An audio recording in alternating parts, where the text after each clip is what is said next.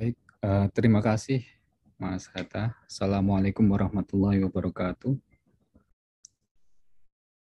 Bismillahirrahmanirrahim. Alhamdulillahirabbil alamin. Allahumma sholli wa sallim ala sayyidina Muhammad wa ala sayyidina Muhammad. Yang terhormat Bapak Kiai Dr. Hilmi Muhammadi selaku pengasuh Pondok Pesantren Al Maksum Yogyakarta. Dan kebetulan pada pagi hari ini saya diminta untuk menyampaikan materi terkait dengan politik hukum undang-undang pesantren, dan kebetulan pula ditempatkan di pembicara yang kedua. Artinya tadi Pak Hilmi sudah menyampaikan secara luar biasa dari sisi sejarahnya, historis, maupun dari sisi filosofi terkait dengan eksistensi pesantren. Beliau meskipun baru bertemu dengan saya, tetapi saya sudah mengikuti beliau sejak lama. Jadi kalau bisa dibilang saya ini santri beliau, santri kalemnya seperti itu. Jadi makomnya kiai atau guru itu meluruskan atau mengarahkan gitu. Jadi nanti kalau memang ada hal-hal yang dirasa kurang tepat waktu saya menyampaikan, mungkin bisa diluruskan. Dan yang terakhir nanti disampaikan oleh Pak Bapak Alan selaku Dewan Pakar di PSHK FHUII. Dulu saya juga nyantri dengan beliau, jadi saya juga murid beliau. Jadi nanti kalau memang ada hal yang kurang pantas atau kurang tepat bisa diluruskan juga oleh beliau. Kira-kira seperti itu. Karena sebagai murid dan materi di tengah-tengah, saya mungkin lebih kepada memberikan penghubung saja, materinya tidak banyak. Nanti untuk peran dari pemerintah daerah dalam fasilitasi penyelenggaraan pesantren itu akan dikupas lebih komprehensif oleh Bapak Alan, kira-kira seperti itu. Mohon izin share PPT Mas Hatta.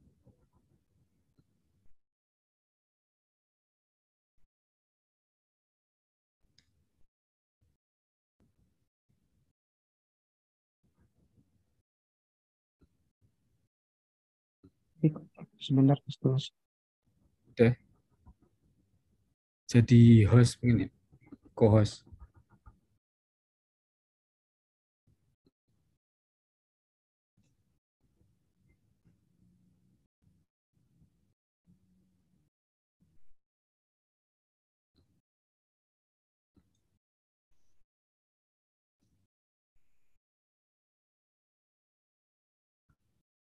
Belum ya Mas Hatta? Oh, sudah Mas Dimas, Oke. coba sudah dijadikan co-host Mas. Oke. Ya. Kemarin saya dihubungi oleh panitia untuk menyampaikan terkait dengan politik hukum undang-undang pesantren.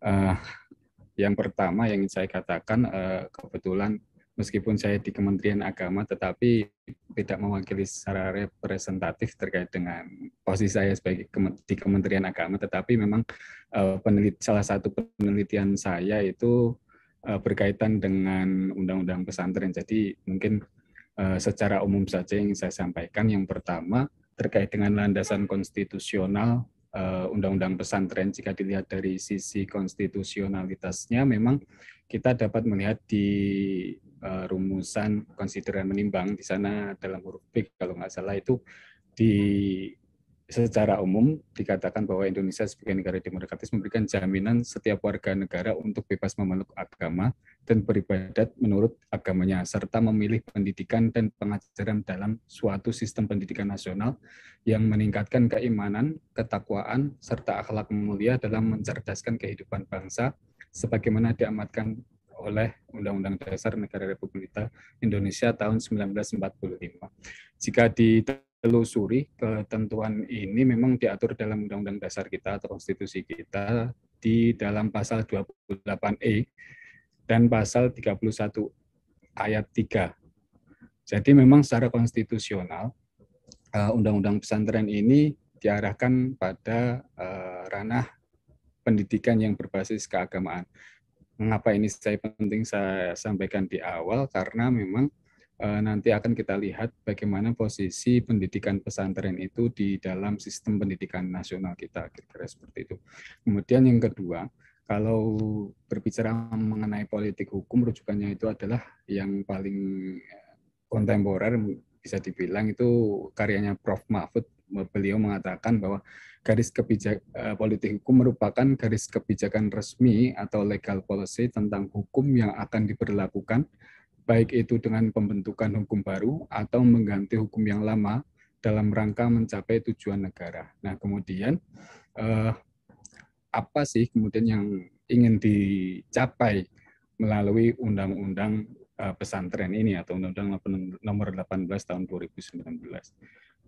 Dari sisi tinjauan politik hukumnya, saya mencoba menelusuri melalui 3 mekanisme. Yang pertama terkait dengan cetak biru Undang-Undang Pesantren, kemudian tarik-menarik kepentingan politik, dan implementasi pelaksanaan pasca diundangkannya Undang-Undang Pesantren itu sendiri.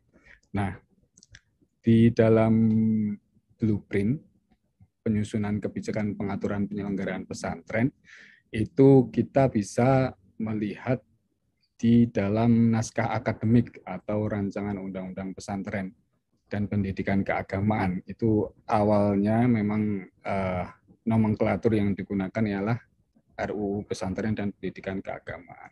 Di sana, di dalam bab 5, itu dijelaskan bahwa jangkauan dan arah pengaturan Pemerintah Republik Indonesia, khususnya di bawah Kementerian Agama dan Kementerian Pendidikan dan Kebudayaan, serta pemerintah daerah, baik provinsi maupun kabupaten kota, yang merupakan pihak yang berkewajiban memberikan dukungan penuh terhadap lembaga pendidikan keagamaan dan pesantren.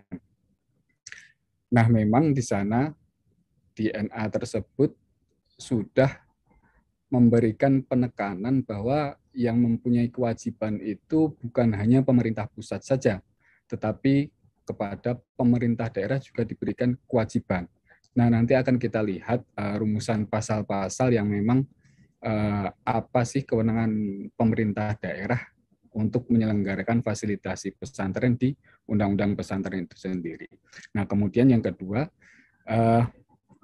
di dalam NA tersebut dikatakan bahwa pemerintah, terutama Kementerian Agama dan Kementerian Pendidikan dan Kebudayaan, pemerintah daerah, serta pihak atau lembaga terkait untuk lebih memperhatikan dan memberikan dukungan pembiayaan dalam upaya peningkatan kualitas lembaga pendidikan keagamaan dan pesantren.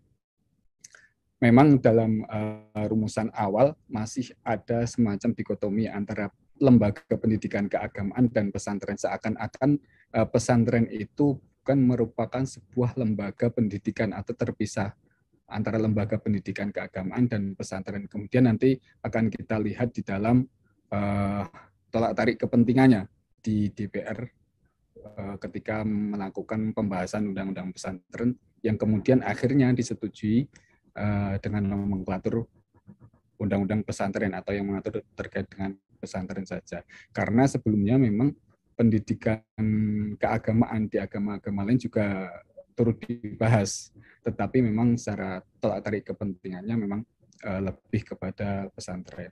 Nah, kemudian di dalam RUU pesantren itu sendiri dan RUU pesantren dan pendidikan keagamaan, peran Pemda muncul dalam bab pembinaan dan pendanaan.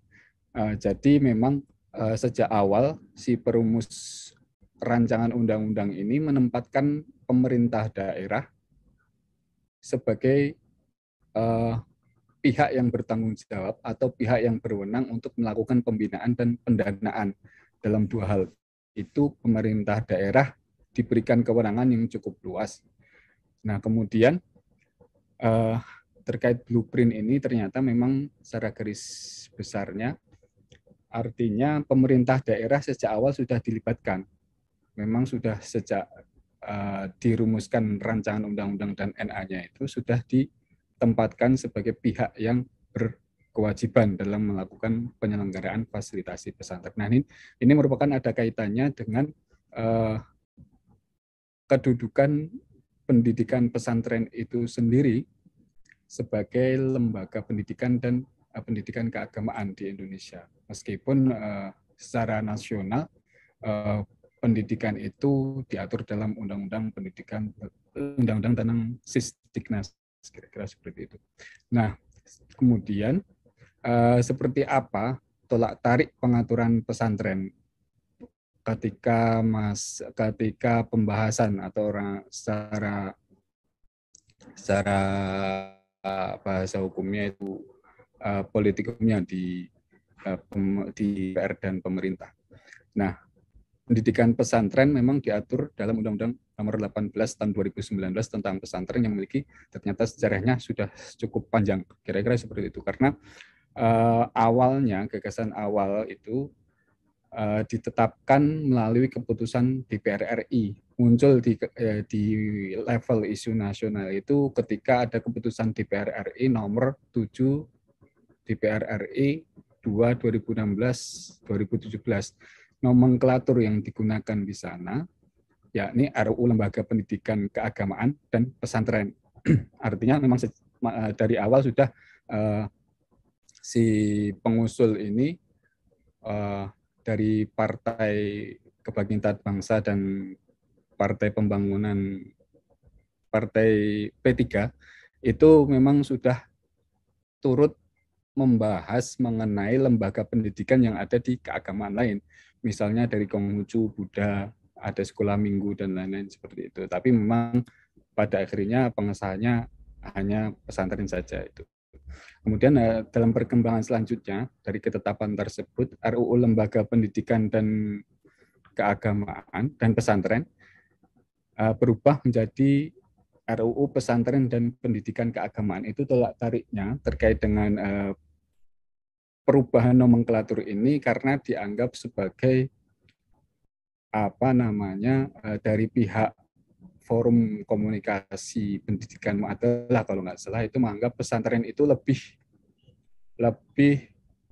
berkontribusi terhadap pendidikan atau terhadap kemajuan bangsa karena alasannya seperti apa yang sudah disampaikan oleh Pak Kiai tadi, bahwa pendidikan pesantren itu sudah mengakar sejak lama, bahkan itu sebagai pendidikan tertua, pendidikan keagamaan tertua di Indonesia, kira-kira seperti itu. Masih bersifat elitis, alasan yang disampaikan oleh pihak pesantren melalui waktu pembahasan awal. Nah, kemudian RUU Pesantren dan Pendidikan, karena setelah diubah nomenklaturnya, RUU Pesantren dan Pendidikan Keagamaan menjadi salah satu RUU inisiatif DPR dalam rapat paripurna yang ditetapkan pada tanggal 16 Oktober 2018. Nah, kita coba telusuri terkait dengan rangkaian pembahasan ketika RUU Pesantren dan Pendidikan Keagamaan ini dibahas di parlemen. Nah, ternyata tidak terdokumentasi secara baik di sana. Saya coba mengakses di laman DPR RI, di sana tidak dijelaskan risalah mengenai pembahasan pasal per pasal, cuman diterbitkan suatu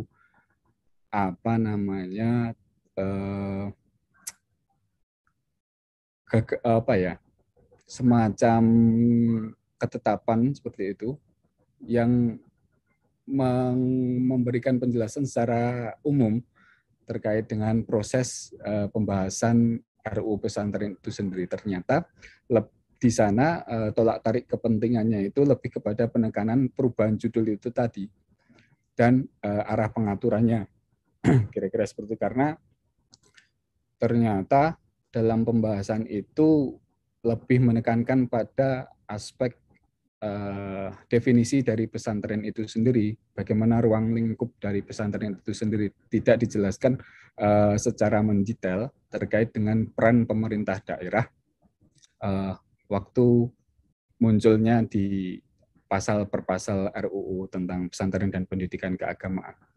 Jadi memang pembahasan itu mengerucut hanya kepada pembahasan RUU saja secara garis besar. Kemudian setelah saya telusuri lagi, ternyata memang yang disahkan itu Undang-Undang Nomor 18 Tahun 2019 tentang pesantren, yang dimana risalahnya itu juga tidak ditemukan secara komprehensif, kira-kira seperti itu. Jadi memang ada hal yang ditutup di sana. Kenapa kemudian yang disahkan itu Undang-Undang pesantren saja, tidak membahas mengenai lembaga pendidikan keagamaan di agama lain yang berbeda dari awal usulan oleh si pengusul, kira-kira seperti itu. Nah, kemudian apa saja ruang lingkup yang diberikan oleh Undang-Undang Pesantren itu sendiri terkait dengan kewenangan Pemda? Setidak-tidaknya ada beberapa pasal dan beberapa ayat yang mencantumkan atau memberikan kewenangan kepada pemerintah daerah untuk menindaklanjuti pentingnya penyelenggaraan fasilitasi pesantren di daerah itu sendiri. Nah, yang pertama itu di pasal 11 ayat 3 terkait dengan pemerintah daerah sesuai dengan kewenangannya dapat memfasilitasi pondok atau asrama pesantren untuk memenuhi aspek daya tampung, kenyamanan, kebersihan, kesehatan, dan keamanan. Selanjutnya di pasal 12 ayat 2, pemerintah pusat dan pemerintah daerah sesuai dengan kewenangannya dapat memfasilitasi masjid atau musola pesantren untuk memenuhi aspek daya tampung, kenyamanan, kebersihan, kesehatan, dan keamanan. Kemudian di pasal 32, sumber pembiayaan majelis masyayikh dapat berasal dari bantuan pemerintah pusat, pemerintah daerah, masyarakat, dan sumber lain yang sah dan tidak mengikat. Untuk majelis masyayikh ini di sana diberikan tugas dan fungsi untuk menyelenggarakan semacam untuk pembuatan kurikulum dan sebagai pihak yang atau pengawas dari pesantren-pesantren itu sendiri. Kemudian di pasal 42, ini yang cukup menarik, di pasal 42, pemerintah pusat dan pemerintah daerah memberikan dukungan pelaksanaan fungsi dakwah pesantren dalam bentuk kerjasama program, fasilitasi kebijakan, dan pendanaan. Selanjutnya di pasal 42 ayat 1, pemerintah pusat dan pemerintah daerah memberikan dukungan dan fasilitasi ke pesantren dalam melaksanakan fungsi pemberdayaan masyarakat. Nah, dari beberapa pasal yang sudah disebutkan tadi, berbeda dengan pasal 42, di sana menekankan bahwa daerah memberikan dukungan, artinya memang ini menjadi kewajiban pemerintah daerah untuk menyelenggarakan fasilitasi pesantren di daerah itu sendiri. Jadi memang Undang-Undang Pesantren sudah menempatkan pemerintah daerah itu tadi sebagai pihak yang mempunyai kewajiban dalam penyelenggaraan pendidikan pesantren di daerah. Nah, dukungan pemerintah pusat dan pemerintah daerah sebagaimana dimaksud pada ayat 1, paling sedikit bantuan keuangan, bantuan sarana dan prasarana, bantuan teknologi dan atau pelatihan keterampilan. Dan pasal 42 ayat 3, dukungan dan fasilitasi sebagaimana dimaksud pada ayat 1 diberikan sesuai dengan kemampuan keuangan pemerintah pusat dan pemerintah daerah dan dilaksanakan sesuai dengan ketentuan peraturan perundang-undangan. Kemudian yang terakhir di pasal 48 ayat 3, di sana dijelaskan bahwa pemerintah daerah membantu pendanaan penyelenggaraan pesantren melalui anggaran, pendapatan, dan belanja daerah sesuai dengan kewenangannya dan ketentuan peraturan perundang-undangan. Nah, dari rumusan atau ruang lingkup yang diberikan oleh Undang-Undang Pesantren itu tadi berkaitan dengan kewenangan pemerintah daerah, memang secara umum awal-awal penyusunan Undang-Undang Pesantren itu diatur mengenai fasilitasi berkaitan dengan isi dari atau konten dari Undang-Undang Pesantren itu sendiri terkait dengan fasilitasi sarana dan prasarana. Kemudian untuk untuk mengakomodir itu semua, pemerintah atau untuk mengunci itu semua, pemerintah pusat dan pemerintah daerah diberikan kewajiban itu tadi di pasal 42 itu tadi untuk menyelenggarakan fungsi penyelenggaraan pelaksanaan pesantren di daerah. Mungkin itu. Kemudian yang selanjutnya terkait dengan implementasinya, implementasi Undang-Undang Pesantren itu sendiri sudah banyak ditindaklanjuti baik di level pusat maupun daerah. Di level pusat, peraturan presiden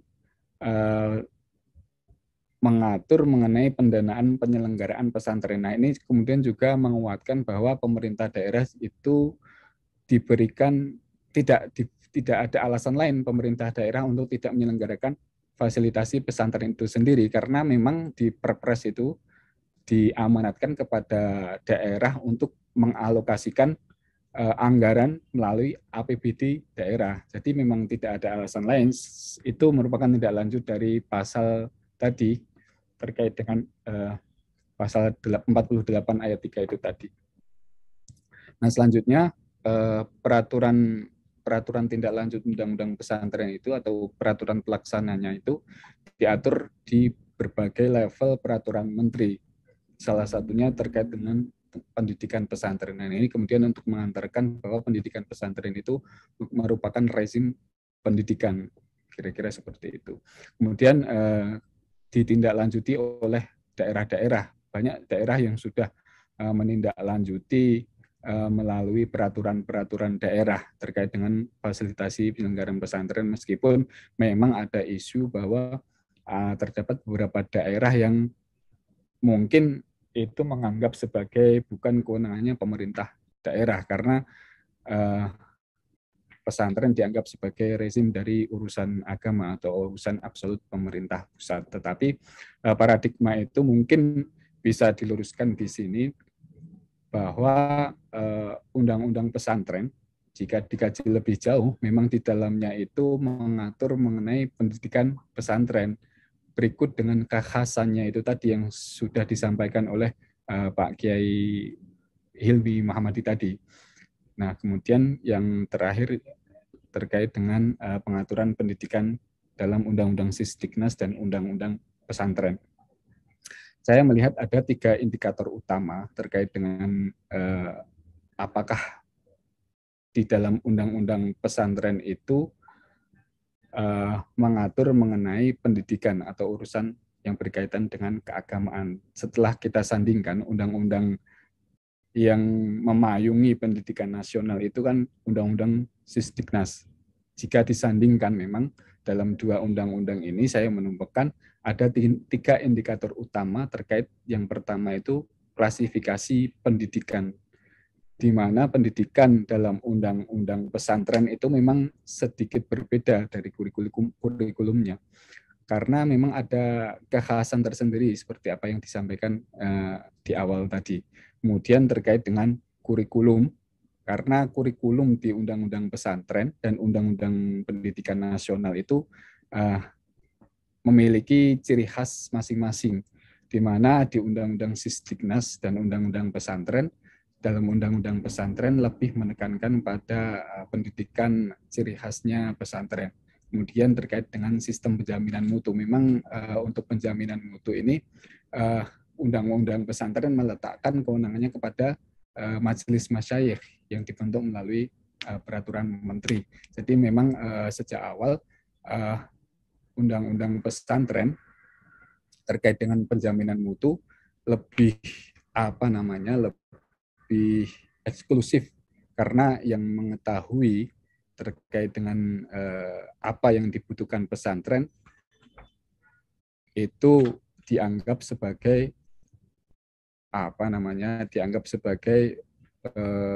orang yang dari unsur pesantren itu tadi, karena di majelis masyayikh itu yang mengisi adalah tidak lain ya orang-orang dari pesantren tadi.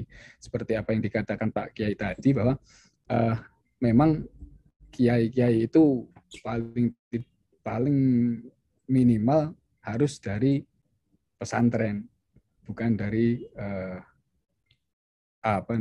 lembaga pendidikan yang lain, kira-kira seperti itu. Kemudian dari apa yang ingin saya sampaikan tadi, ada yang ingin saya garis bawahi. Yang pertama, memang sejak rancangan dan pembahasan awal, pemerintah pusat maupun pemerintah daerah diletakkan sebagai subjek penyelenggaraan fasilitasi pesantren melalui Undang-Undang Pesantren.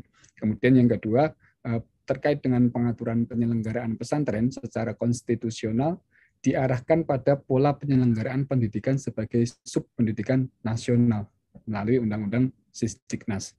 Nah, kemudian yang terakhir, kepada pemerintah daerah, memang sudah seharusnya merespon amanat Undang-Undang Pesantren itu sendiri dan peraturan-peraturan di level pusat dengan menyusun dan mengesahkan peraturan daerah tentang fasilitasi penyelenggaraan pesantren, karena memang sudah disampaikan tadi secara konstitusional maupun secara rumusan yuridis, baik itu dipotret dari sisi politik hukumnya, memang pemerintah daerah berkewajiban untuk menyelenggarakan fasilitasi penyelenggaraan pesantren di daerah.